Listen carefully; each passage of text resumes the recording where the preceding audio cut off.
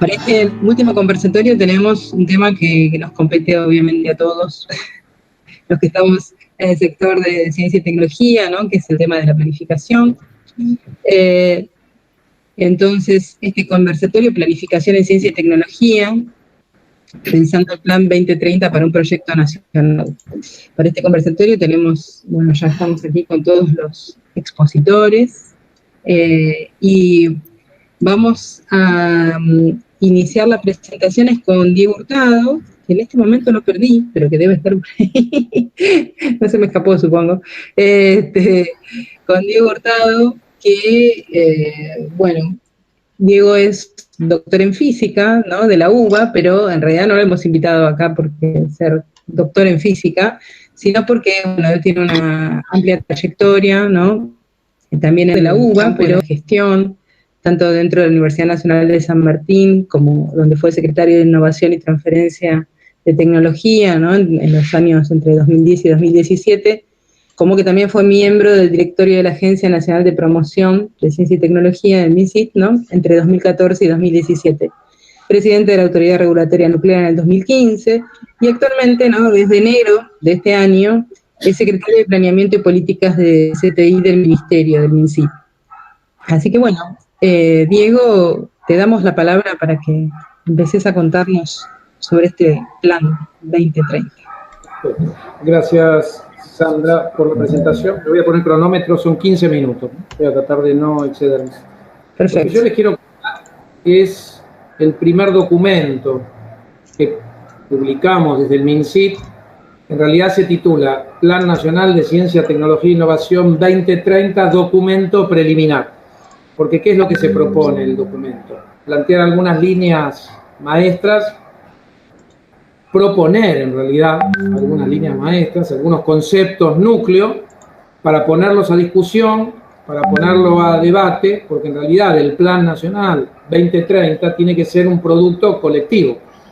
Tiene que ser el producto de una construcción colectiva, concertada, de escala nacional, en donde participen actores que en algún sentido tienen incumbencia con el sector de ciencia y tecnología, que no es solo científicos, ingenieras e ingenieros, sino también empresas o sectores empresariales, sectores gremiales, sectores de la sociedad civil. Hoy para nosotros la economía informal o la producción popular es un sector sensible.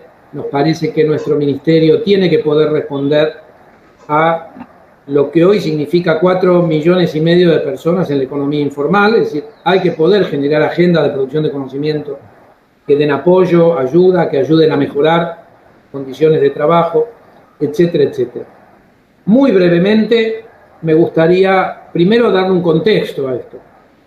Es decir, la Argentina tuvo un plan, que fue el Plan Argentina Innovadora 2020, que si hoy lo miramos con el diario del lunes, podemos hacerle muchísimas críticas. Las críticas que le podamos hacer hoy, yo creo que tienen algún sentido, siempre que no corramos el riesgo de descontextualizar, es decir, no son críticas por criticar un plan, sino para ver cómo se mejoran las cosas que se propusieron y se hicieron. Lo aclaro, quiero decir esto, si uno piensa en la Argentina del 2003, una Argentina con 60% de nuestra población sin acceso a medicamentos básicos, y que en ese momento se arranca un gobierno que empieza a reconstruir las capacidades del Estado, y dentro de las capacidades del Estado, las capacidades científico-tecnológicas, uno puede hacer, ¿no?, un seguimiento y ver la película, y realmente es una película impresionante, que va desde una política de radicalización en el año 2004, una ley de software con 170 millones de dólares de exportación en el 2003, pero con 1.000 millones de dólares de exportación en 2015. En 2006, la empresa ARSAT, en realidad tiene que ver con que quiebra la empresa privada, Nahuelsat, y en 2015 pone en órbita 2 satélites geoestacionarios y produce la ley, y nuestro Congreso avala este éxito con una ley de promoción de la industria satelital.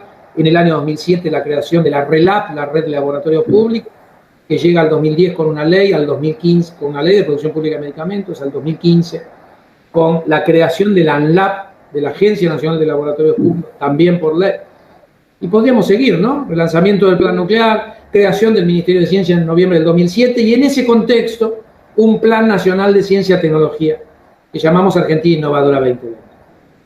Nosotros cuando arrancamos en el MinSit, en el nuevo MinSit, que hubo que volver a crear en diciembre del 2019, teníamos, en algún sentido, llegamos con un diagnóstico, con una evaluación del Plan Argentina Innovadora 2020 y también de qué cosas se hicieron muy bien, qué cosas se dejaron de hacer, qué cosas se hicieron a medias entre 2003 y 2015.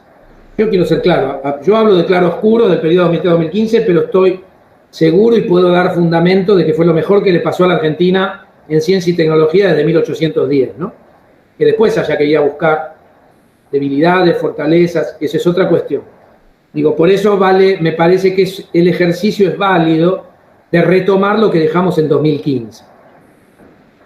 ¿Por qué nos olvidamos de 2016, 2019? Bueno, no sé, si quieren lo podemos hablar cuando llegue el momento de discutir, no quiero ahora perder tiempo en esto. Dicho esto, entonces, ¿cómo empezamos a pensar el Plan 2030 o en realidad qué lineamiento queremos proponer para empezar a trabajar en el Plan 2030 basándonos en un diagnóstico?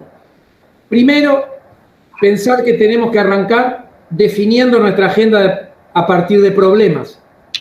Es decir, tratar de ver si podemos neutralizar una debilidad histórica de nuestra ciencia y nuestra tecnología, que es un sesgo fuertemente ofertista. Es decir, empezar a pensar la agenda a partir de problemas. Bueno, ¿dónde vamos a ir a buscar los problemas? Esto está muy claro.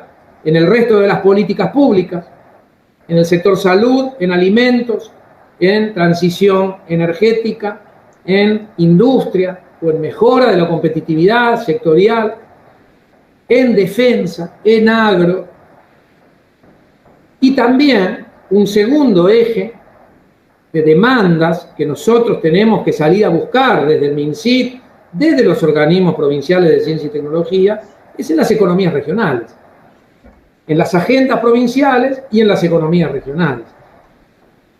Digo, un poco me parece que esta idea es fundamental porque es un poco ambiciosa, creemos que es posible, creemos que mucho se había avanzado en la definición de demandas de producción de conocimiento hasta 2015, hoy lo queremos llevar al plano metodológico, ¿no? Es decir, llevarlo desde el punto de partida, poner como objetivo la resolución de problemas, la respuesta a la demanda del sector público y de las economías regionales. Dicho esto, lo que nosotros proponemos es empezar a trabajar con 4 conceptos núcleos. Uno es el concepto de Estado, definido como Estado protector y Estado emprendedor. Cuando decimos Estado emprendedor, suena Mazzucato, todos sabemos que está de moda, en un sentido legítimo del concepto de moda, pero no alcanza con Mazzucato. Mazzucato piensa para las economías centrales. Mazzucato es británico, italiana, ítalo-británica, creo que se dice. Piensa para el gobierno de Gran Bretaña, piensa en los problemas de las economías centrales y nosotros somos una economía en desarrollo.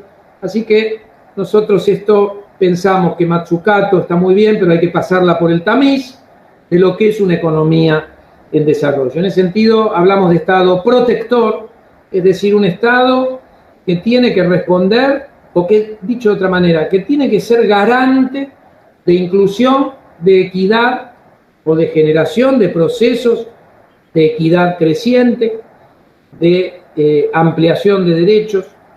Y cuando decimos Estado protector, Estado emprendedor, pensamos en un Estado coordinador tecnológico, un Estado que marque el rumbo de las grandes líneas estratégicas que van a definir un proyecto de país, y también un Estado empresario. Y si quieren, ponga también Estado regulador. Pero después de todo lo que dijimos, queda implícito. Les digo Estado regulador porque es el rol del Estado que le asigna el neoliberalismo. Es decir, el paradigma neoliberal dice el Estado se tiene que restringir a regular.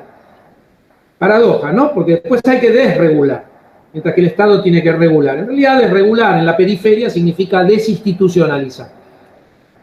Es decir, nosotros mejor hablemos de reglas de juego, un Estado que tiene que poner reglas de juego para un proyecto de país que busca desarrollarse con equidad, con inclusión. Digo, el concepto de Estado es central y también define agendas de producción de conocimiento, sobre todo para las ciencias sociales, ¿no? Pero cuando pensamos en generar capacidades para el Estado, eso se llama ciencias sociales y humanidades. El segundo concepto que para nosotros es núcleo, voy por el minuto 8, le digo a Sandra para que se quede tranquila, es el concepto de desarrollo sostenible. Este es más sencillo porque se basa en los 17 Objetivos de Desarrollo Sustentable que define Naciones Unidas en septiembre del 2015, al que nuestro país adopta, ¿sí? Yo les recuerdo algunos que me acuerdo: hambre cero, salud y bienestar era otro, ciudades y comunidades sostenibles, el tema del cambio climático está en agenda. Yo pondría un condicionante importante a la problemática del cambio climático, porque Argentina tiene que ser su aporte al cambio climático, pero el cambio climático tiene en su principal responsabilidad los países que se fumaron el planeta en pipa, y detrás los países en desarrollo, generando sustentabilidad socioambiental. Nuestra tarea es generar procesos de desarrollo sustentable que básicamente suponen, no sé si María José me está saludando a mí, pero aprovecho y te saludo, porque pierdo el hilo, todavía no me acostumbro a la pantalla. Cuando digo procesos de desarrollo sustentable, tienen que ver básicamente con desacoplar pobreza a sustentabilidad, o al revés, a impacto ambiental, ¿no? O sectores vulnerables, desacoplarlos del impacto ambiental.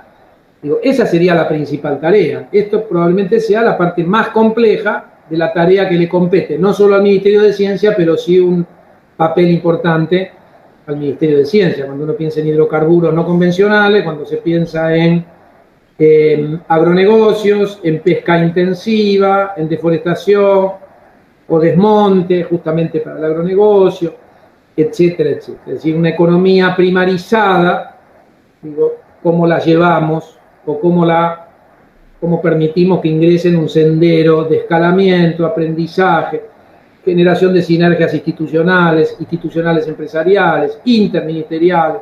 El concepto de coordinación nos parece, coordinación y estabilidad serían como las dos palabras que deberían definir políticas de mediano y largo plazo, para un país que probablemente de una región inestable sea el país más inestable política y económicamente. Otra cosa, porque estamos confrontando con otro proyecto de país que sostienen poderes fácticos que no votó nadie, pero que quieren imponer un proyecto de país primarizado, financierizado, etcétera, etcétera. En ese sentido, el rol del Estado es fundamental, el concepto de sustentabilidad socioambiental es central, pero que está por delante del cambio climático. Es decir, nuestro aporte al cambio climático es el desarrollo, ¿sí? Un desarrollo sustentable. Ese es el aporte que tienen que hacer los países, hoy subdesarrollados, al cambio climático. El tercer concepto que quiero mencionar está tomado de la economía. Si uno buscara un organismo de prestigio, referente, me refiero al concepto, de cambio estructural. Hoy hay que ir a ver la CEPAL, la verdad que nosotros nos estamos inspirando en la CEPAL. Hay un libro sobre cambio estructural del año 2018 que se puede bajar de la página web. Es un libro de la página web de la CEPAL, es un libro excelente, pero es un concepto que viene de teoría económica, schumpeteriana, estructuralista, va a ser la escuela latinoamericana, me refiero a estructuralista, y se refiere básicamente a procesos de transformación de la matriz productiva que tienen que ser graduales, progresivos, pensados en el largo plazo, por eso necesitamos estabilidad y orientación sostenida. Pero, ¿qué tipo de transformaciones? Bueno, generaciones de puestos de trabajo, no solo en cantidad, sino en calidad, generación de escalamiento de salarios, eso supone condiciones de trabajo mejores, que el trabajador, la trabajadora en el puesto de trabajo sea sujeto, productor de conocimiento. Eso también es una agenda de conocimiento que hay que incorporar a las agendas del Ministerio de Ciencia y Tecnología, básicamente vinculándonos con gremios. Cuando uno piensa en la producción social, en la economía social, también se puede pensar en estas variables. ¿Cómo vamos a tener un indicio dentro de un año, 2 años, que vamos con un sendero de cambio estructural? Simplemente, esto ya lo vivimos, en la Argentina pasó. Año 2012, 2013 había signos claros de que la Argentina avanzaba en un cambio estructural de su matriz productiva, viendo aparecer nuevos sectores en nuestra economía de alto valor agregado, que no excluía a la economía primaria, complementaban a la economía primaria. Esto es claro, ¿no? Es decir, hay un proyecto de país que representan los sectores progresistas en la Argentina, que quieren complementar la producción primaria con la industria, y hay un proyecto de país primarizador y financiarizador que no quiere industria. No es agro, minería versus industria. Eso es en el proyecto primarizador. Perdón, el proyecto, 2 minutos. En realidad yo tenía 1,5, gracias. Ya termino. Me queda un solo concepto de estos núcleos, concepto núcleo, que lo proponemos como conceptos estructuradores para pensar las políticas, es el de territorialidad. Y ahí hay que pensarlo en 2 variables, yo algo ya dije. Por un lado las economías provinciales, por otro lado por un lado las agendas provinciales de ciencia y tecnología. Y por otro lado las economías regionales que obligan a coordinar a jurisdicciones, no es decir, a provincias. Dicho esto, cierro haciendo una brevísima digresión vinculada al concepto de federalización. Cada vez que uno habla en un foro donde se discute la federalización, o por ejemplo frente al COFECIT, uno habla de federalización y se ve del otro lado las caras como diciendo, bueno, acá viene otra persona más hablando de federalización, porque sabemos que es políticamente correcto hablar de federalización, pero hace 50 años que hablamos de federalización y no movemos la aguja. Y seguimos con una ciencia y una tecnología hiperconcentrada que acompaña un desequilibrio económico importante. Es decir, no es la ciencia y la tecnología. Es la organización de un país, de un Estado-nación, desequilibrado hacia el centro. La ciencia y la tecnología simplemente refleja eso.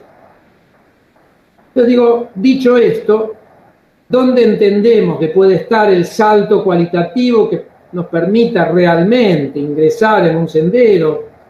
Después veremos con cuánto éxito, de territorialización de las políticas de ciencia y tecnología. Me parece que la clave está en lograr comprometer, eso no quiere decir que nosotros, el principal compromiso viene del Ministerio de Ciencia y Tecnología, pero si no está el compromiso de las provincias, y si las provincias no se comprometen a generar agencias de I+D o Ministerio de Ciencia y Tecnología que formulen sus agendas y que además coordinen regionalmente para acompañar proyectos de desarrollo regional, de donde va a salir la demanda de una agenda de ciencia y tecnología que nosotros es la que queremos seguir, me parece que vamos a seguir haciendo aguas o pedaleando en el aire. Así que bueno, dejo acá y en todo caso después seguimos discutiendo. Estoy dejando como muchas cosas en el tintero, ¿no? Pero bueno, lo seguimos. Gracias. Bueno, gracias, Diego. Gracias también por la puntualidad. Así que bueno, les sugiero, digamos, que si quieren hacer alguna pregunta, la anoten y la vamos a hacer después, pero cuando terminen todos los oradores, así que tal vez es mejor que no las pongan ahora en el chat, porque después por ahí se pueden ir perdiendo, digamos, si hay algún otro comentario. Así que cuando abrimos el momento de preguntas, es mejor que todos las hagamos juntos. Bueno, y ahora le vamos a dar paso a Gabriela Trupia. Gabriela es licenciada en Biología de la UBA y tiene una especialización en Comunicación Científica, Médica y Medioambiental de la Universidad Pompeu Fabra, y también un máster en Gobierno Local de la Universidad de Quilmes, ¿sí? Y ha sido subsecretaria de Políticas en Ciencia y Tecnología, ¿no?, entre 2009 y 2011, a cargo de la Dirección Nacional de Planificación y de la Dirección Nacional de Innovación. Y ahí tuvo, entre otras de sus tareas, ¿no?, la responsabilidad de la elaboración del Plan Nacional de Ciencia, Tecnología e Innovación Productiva. Y actualmente está en UTN, ¿no?, como subsecretaria de Vinculación Tecnológica en la Regional Delta. Así que le invitamos a Gabriela a que nos comente su punto de vista. Muchísimas gracias, buenas tardes a todos y a todas, y bueno, yo voy a contar brevemente la experiencia, y esto es muy, muy vivencial, es decir, no, casi a propósito no repasé el plan Argentina Innovadora 2020 para ver qué cosas me iban cayendo de lo que vivimos en el momento de elaboración del plan, que lo comenzamos efectivamente luego que se creó el ministerio en el 2007, y fue presentado ya siendo Fernando Peirano subsecretario de Planificación, de Planeamiento, en el 2012.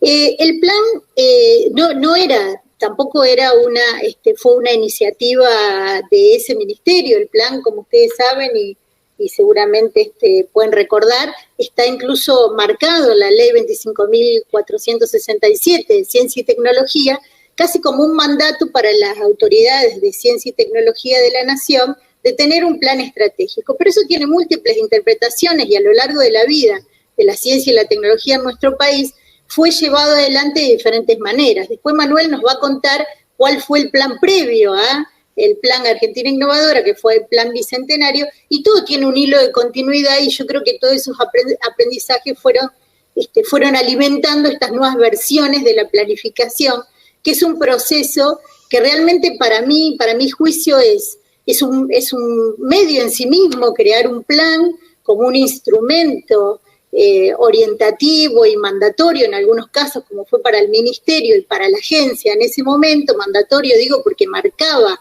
dónde se iban a hacer las inversiones, que ya tenían comprometidos nuevos instrumentos de financiamiento, pero también orientativo para el resto de los actores del sector científico-tecnológico y más que nada para otros actores políticos, que como bien dijo Diego, es donde están las demandas, donde están los problemas, donde está la voz de todas las demandas nacionales y económicas y productivas, donde tenemos que ir sociales, donde hay que ir a buscar verdaderamente dónde la ciencia y la tecnología deben aplicarse. Y el plan es un instrumento. También el plan fue en ese momento un muy buen instrumento de comunicación, porque en ese momento se empezaba a construir unos nuevos instrumentos de política, herramientas que eran los fondos sectoriales, pasando de lo que había sido históricamente las políticas horizontales de evaluación por calidad de los proyectos y asignación de recursos, a empezar a focalizar a dónde poner recursos de manera más focalizada y orientada a través de unos instrumentos que fueron los fondos sectoriales, que hubo fondos sectoriales de alta tecnología o de tecnología de propósito general y fondos sectoriales ya de políticas más precisamente sectoriales, como los de energía, ambiente, agro, salud, etcétera. ¿Qué aprendimos durante ese proceso? También nos llevó un tiempo muy largo, o un tiempo relativamente largo, ponernos de acuerdo en un diseño metodológico, pero ahí contamos con la primer fortaleza que creo yo que tuvo este plan, que es los recursos humanos, las personas, los hombres y mujeres trabajadores del ministerio que venían de la CECIP. Realmente tenían un bagaje de conocimiento respecto a los procesos de planificación, de estudios, perspectivas. Bueno, Manuel Marí es parte de ese conjunto de hombres y mujeres que generosamente se pusieron a disposición de la nueva gestión y con los cuales pudimos construir en un año, que fue casi todo el 2008 y 2009, una metodología y un trabajo de discusión que tal vez fue, como me gusta el estilo que le ha dado la nueva gestión, de ser más participativo del momento cero de la discusión del marco conceptual. Cosa que en ese momento no hicimos, fue más cerrado, pero sí teníamos mucha articulación con las otras áreas del ministerio. Eso también para mí fue una fortaleza. El plan nos permitió transversalmente, dentro de un ministerio nuevo, donde había áreas nuevas personas, nuevos profesionales trabajando, tener un marco de acción colectiva con la Subsecretaría de Estudios y Perspectivas, con la Secretaría de Articulación, con el CICIT, y también con el COFECIT. O sea que el plan nos servía también como un instrumento para poder comunicarnos y empezar a construir algo que fuera una visión conjunta de esta nueva institución, de la cual también se esperaba mucho en la comunidad científica, que era este nuevo Ministerio de Ciencia, Tecnología e Innovación. El otro punto que tuvimos, el 9 de diciembre de 2009, voy a hacer un poquito de historia, ahí empezamos con las mesas de planificación. Es decir, de entrada supimos que tenía que ser un proceso participativo. Y la participación se dio en varios niveles y en varias escalas, digamos. Una muy buena participación y articulación con algunos ministerios sectoriales. Con algunos fue más intensa que con otros, como por ejemplo con el Ministerio de Salud, y también ahí aprendimos que dependía mucho de las personas, de los secretarios que venían a las mesas y se sentaban a trabajar con nosotros. Por ejemplo, Salud, tuvimos una subsecretaría de Políticas Sanitarias con Jaime Lazoski, que trabajó muchísimo para el fondo sectorial y para hacer el trabajo de la mesa de planificación en salud. Lo mismo fue con agroindustria. También tuvimos una gran interacción con el Ministerio, con la Secretaría en ese momento de Energía, pero tuvimos mucha más debilidad en otros temas. Por ejemplo, hoy lo recordaba lo que decía Diego, en defensa no tuvimos casi interacción. No tuvimos mucha interacción con tampoco el Ministerio de Planificación Federal, lo cual era toda una contradicción, porque la Planificación Federal en ese momento también hicieron un plan muy importante que fue el Plan de Ordenamiento Territorial, donde habían estudiado todas las capacidades del territorio, con una subsecretaría en particular que nos daba mucha información para poder trabajar nuestras propias agendas. Esa articulación entre sectores también se vio alimentado no solamente por tener el plan, por tener el diseño y la planificación sobre la mesa, sino porque también teníamos los instrumentos, los fondos sectoriales, que debían alimentarse con las prioridades en donde después hacer las convocatorias de la agencia. Y sin lugar a duda, nuestro mejor aliado en todo el proceso de planificación fue la agencia, donde estaban los recursos disponibles para que después ese plan se ejecutara. Otra de las cuestiones que tuvimos durante toda la etapa de planificación fue el acompañamiento también parcial del sector productivo a través de las cámaras. Hubo cámaras que trabajaron mucho, algunas cámaras del sector automotriz o a las cámaras del sector salud, todas las cámaras farmacéuticas, porque evidentemente querían incidir en la agenda que se venía plasmando ya para la inversión en ciencia y tecnología. También trabajamos con el Ministerio de Industria, tal vez no tanto como debiéramos. Ustedes piensen que en esa etapa, entre el 2008 y el 2012, o 2014, salieron 3 planes nacionales también que tenían sus propias agendas hacia adentro de ciencia y tecnología. El Plan Agroindustrial y Agroalimentario, el PEAP del Ministerio de Agroindustria, el Plan de Ordenamiento Territorial del Ministerio de Planificación Territorial y el Plan de Industria 2020 que lo había hecho el Ministerio de Industria. Había como también teníamos que hacer un esfuerzo para hacer toda la lectura cruzada de todos estos ejercicios de planificación que teníamos los ministerios casi de manera, por momentos, desacopladas. Eso creo que es algo que hay que superar, que hay que profundizar mucho más la articulación con el resto de los ministerios. Celebro mucho lo que Diego lo planteó de entrada, así como los sectores empresarios con todos los sectores empresarios. ¿Cuáles son las cuestiones que me parecen a mí que fueron las debilidades? Ya dije las fortalezas en todas las personas, trabajadores y trabajadores de la CECIT, que después fue MINCIT, la articulación con algunos ministerios, el rol comunicacional que tuvo el plan, la posibilidad de tener recursos a través de los fondos sectoriales que la agencia había negociado con los organismos de financiamiento, la articulación interna con otras áreas, la alimentación que tuvimos de las otras áreas, por ejemplo, de la Subsecretaría de Estudios y Prospectiva, que orientó los estudios de ese momento para poder tomarlo de base como insumos para la planificación. Creo que el problema, no lo voy a decir yo, no tengo la suficiente distancia para hablar del plan en su fase de implementación, que eso siguió después del 2012 para adelante, pero creo que una de las cuestiones que podríamos saber o que se podrían tomar como una debilidad son, uno, el alcance. Nosotros no tomamos todos los sectores, digamos, productivos y sociales que deberían haberse tomado. Por ejemplo, no había una agenda para petróleo, las nuevas tecnologías para petróleo, ni la energía nuclear, ni las tecnologías como satélites, o tampoco hay sectores más importantes de las economías regionales, como por ejemplo lo que hoy mencionó Diego, que era la producción popular o la economía popular o la economía social. Eso no estaba muy arraigado en el plan, de manera que el alcance fue mucho más acotado. El otra debilidad me parece que fue no usar un instrumento muy interesante que tiene el plan ya planteado en la ley, que es la comisión asesora. Es decir, nosotros tuvimos una comisión asesora prácticamente, que fue una comisión consultiva hacia el final, antes de la presentación del plan,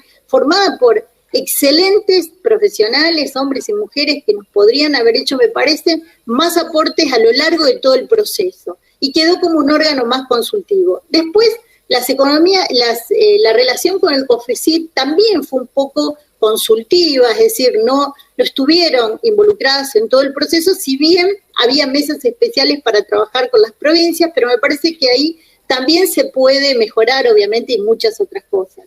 De lo que ha pasado, seguramente el nuevo ministerio está observando con detalle todo lo que ha pasado, no solamente con el plan en sí mismo, con ese documento, con todo el proceso, y además cómo después se implementó. Porque una de las cuestiones más importantes que además tiene la planificación es que uno no para el mundo y planifica. Mientras se está haciendo el plan, pasan millones de cosas en la gestión. Nosotros teníamos que construir un ministerio, hacer los perfiles para los concursos de las personas, de todos los que ingresaban y los que ya estaban, para que se pudieran consolidar en su carrera, trabajar en el nuevo edificio, que en ese momento teníamos todas las oficinas desperdigadas por distintos lugares de Buenos Aires, trabajar en la nueva construcción del COFECID, del CICID, de las comisiones asesoras, y entonces el ejercicio de planificación está imbrincado de un montón de cuestiones domésticas y cotidianas. No es que los grupos se aíslan y mientras planifican están un año planificando y después salen con un instrumento iluminado para...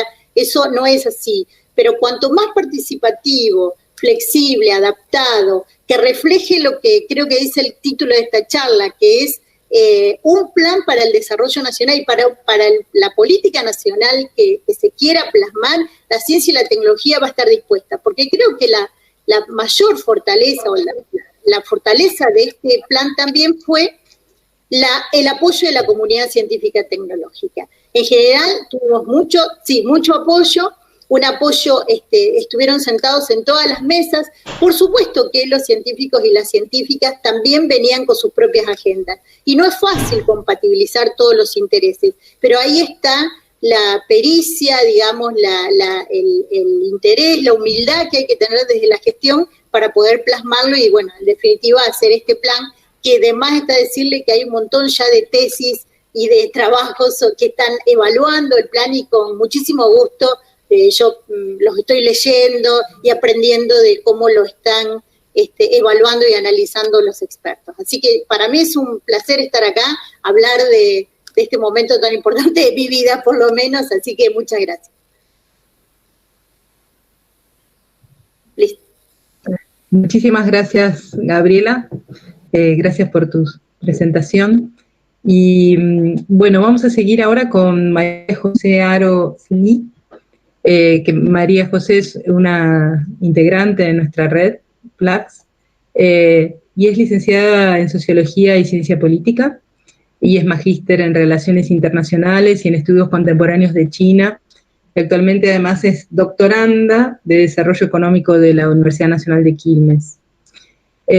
Y actualmente está trabajando como asesora en la Secretaría General de Gobernación de la provincia de Tucumán y como vinculadora en el CCT NOA Sur. Así que bueno, le invitamos a María, acá ya está poniendo su presentación,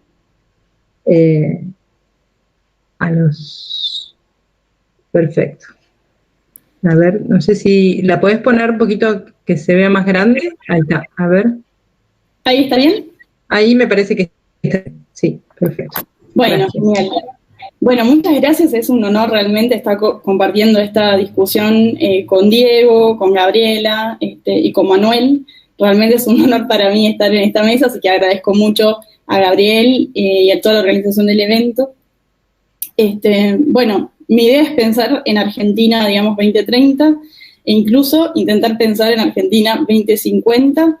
Quiero hacer esta presentación, digamos, hablando desde mi papel, digamos, todavía de joven,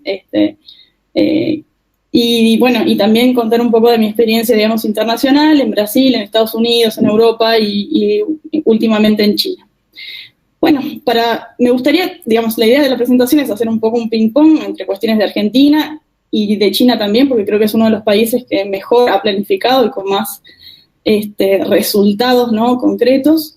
Y bueno, pensar en un diagnóstico no solamente de lo local, sino también de lo internacional. Es casi imposible pensar en un proceso de desarrollo sin pensar en nuestra inserción en el mundo, hablar de la perspectiva y de dónde queremos estar en el 2030 o en el 2050, y después cómo gestionar, ¿no?, estos planes y, digamos, construirlos y gestionarlos, ¿no?, en el mediano plazo. Pero la idea en general es hacer algo bastante estructural. Voy a ir bien rápido. Pero bueno, ¿dónde está Argentina hoy en el mundo? Y bueno, este es el PBI, digamos, de Estados Unidos, China, Brasil y Argentina. Nosotros somos esta línea celeste. Imagínense que Argentina está en el G20, o sea que somos un país mediano, o sea, la realidad del mundo es bastante desigual, y eso es uno de los temas centrales, ¿no?, para pensar. Uno de los temas que me parece que se viene tratando bastante acá en esta discusión y que es absolutamente crucial replantearlo en este país. Para el caso de China me parece muy interesante pensarlo. Este es el PBI por provincia en China, y lo que tenemos que el 50% del PBI total está compuesto por 8 provincias en China. Si nosotros vemos el 70% del PBI en China, ya son como 16 provincias, ¿no? Y eso, por supuesto, en nuestro país es absolutamente concentrado, ¿no? Solamente, digamos, Ciudad de Buenos Aires, y Buenos Aires constituye el 50% del PBI, y el 70% son apenas 4 provincias o regiones, ¿no?, donde todo se queda, digamos, en la zona núcleo de Argentina. Y bueno, este es un punto que me parece sumamente estratégico. Estos indicadores de centralismo, digamos, se ven reflejados en todas las áreas, y por supuesto ciencia y tecnología es una de ellas, pero está absolutamente, es transversal, digamos, este problema en todos los indicadores en Argentina. Otro de los temas, voy a ver, bueno, no sé qué está pasando. Bueno, quería comentar un poco, digamos, cómo en los años 80 las exportaciones de China estaban sumamente concentradas en petróleo y, digamos, industria bastante con no alto valor agregado, como textiles y indumentaria. Y bueno, en apenas, digamos, 30 años, China ha cambiado dramáticamente su pauta exportadora. Hoy en día el 50% está compuesto por electrónicos y maquinaria, y eso ha sido, digamos, realmente un salto cuántico, ¿no?, respecto a las exportaciones anteriormente. Para el caso de Argentina, tenemos que prácticamente el 50% de nuestras exportaciones están concentradas en productos primarios y alimentos, y un porcentaje bastante minoritario en maquinaria, que es fundamentalmente, digamos, traccionada por la industria automotriz. Entonces, cuando ampliamos nuestras exportaciones de maquinaria, también ampliamos nuestros déficits comerciales, así que siempre, digamos, bastante complejo. Y esto está bastante vinculado con, bueno, una política, ¿no?, desde los 70 en adelante. Hace poco me preguntaban si la reprimarización en Argentina estaba vinculada a China, y la verdad que cuando uno piensa en la política industrial, o la despolítica industrial desde los 70, es bastante complejo, ¿no?, en nuestro país. Cuando cuento, digamos, en el exterior, ¿no?, que Argentina tenía en la época de la dictadura, digamos, propagandas de no compra nacional, es realmente insólito. Y bueno, es una tendencia que es bastante compleja, que por supuesto, digamos, retomar esas capacidades de gestión, tanto privada como pública, digamos, es uno de nuestros mayores desafíos. La agricultura, digamos, extensiva, y sobre todo la soja, no genera empleo. Para que ustedes tengan una idea, por ejemplo, en 1000 hectáreas de caña de azúcar se generan 350 empleos, en 1000 hectáreas de soja apenas 15. Entonces, pensar en un sistema productivo para resolver estos problemas sociales es absolutamente fundamental, y la industria sigue siendo hoy en día aquí en la China un componente fuerte de incorporación de mano de obra.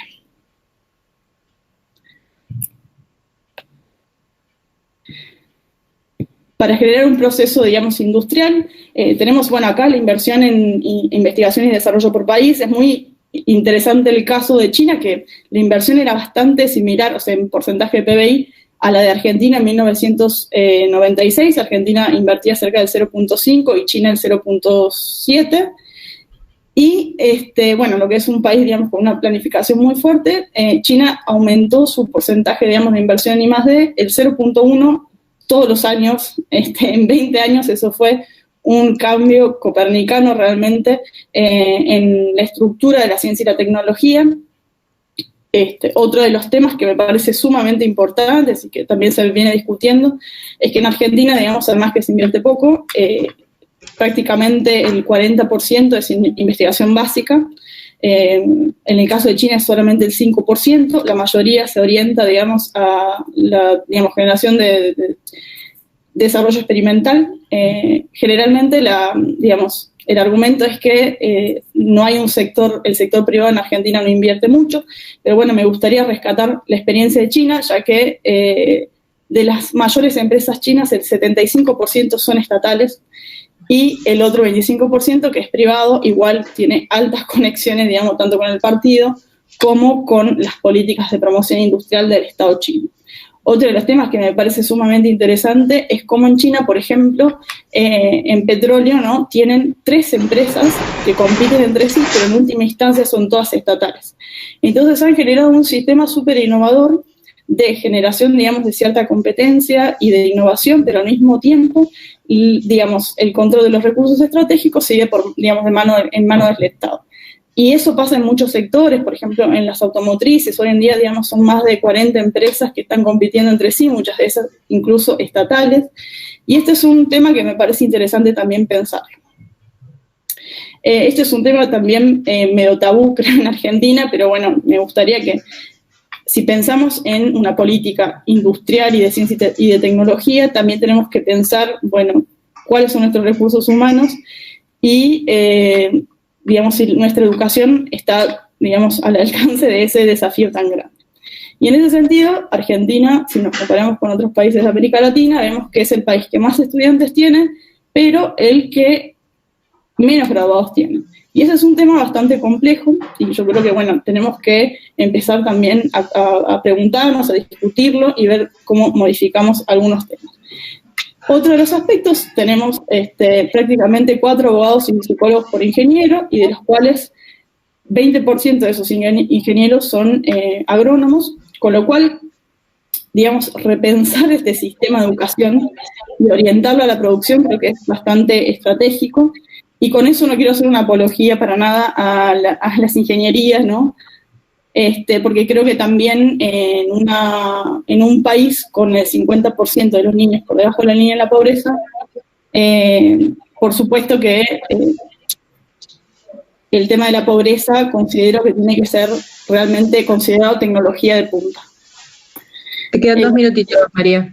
Bueno, genial. Bueno, voy a ir bastante rápido, pero lo que les quería mostrar fundamentalmente son los planes quinquenales en China, cómo han conseguido, bueno, primero ellos, digamos, redactan un plan en la mitad de un gobierno y eso perdura hasta la otra mitad del gobierno siguiente. Los planes quinquenales y las líneas estratégicas están por encima de los ministerios, entonces las bajadas, digamos, son transversales, que eso es un tema que nos cuesta bastante en Argentina. Y bueno, quería retomar también el tema del peronismo y sus planes quinquenales, porque creo que son una experiencia muy valiosa, incluso hoy, para pensar el tema de la planificación. Después quería también comentar el tema de los parques tecnológicos, que ha sido, digamos, uno de los motores más fuertes en China para el desarrollo de tecnologías, el concepto de innovación autónoma, que hoy en día es sumamente fuerte, el plan que mostraba recién, que era el Made in China 2025, la idea de los chinos es aumentar el componente nacional hasta el 75%, y para eso ha sido fundamental la estrategia esta de parques, que promueven, digamos, el escalamiento, ¿no?, de las tecnologías. Y bueno, para finalizar, me parece que, bueno, no va a haber desarrollo sin federalismo, y eso no puede ser una declamación, es algo que tenemos que replantearlo seriamente en todas las instancias y, por supuesto, en el Ministerio de Ciencia y Tecnología también. Necesitamos orientar nuestra educación y nuestro sistema, digamos, de ciencia y tecnología a la industria y a un país sin pobreza. Creo que hay que repensar la educación y todo el complejo de ciencia y tecnología, hay muchos desafíos por delante. Y bueno, y también lo que mencionaba Diego, necesitamos, digamos, replantear el Estado y las capacidades de gestión y devolver, digamos, la educación y la innovación como un eje central, no solamente del Estado, sino también de los sindicatos, de los partidos políticos. Así que bueno, eso como en reflexiones, digamos, más generales, pero bueno, la idea es hacer este ping-pong, digamos, con la experiencia china, que es sumamente interesante, y empezar a pensar Argentina, como les decía, no solamente hasta en el 2030, pero también en el 2050, y con un compromiso, digamos, de todos los actores sociales, y pensando la ciencia y la tecnología en ese proyecto marco de desarrollo nacional. Así que bueno, muchas gracias.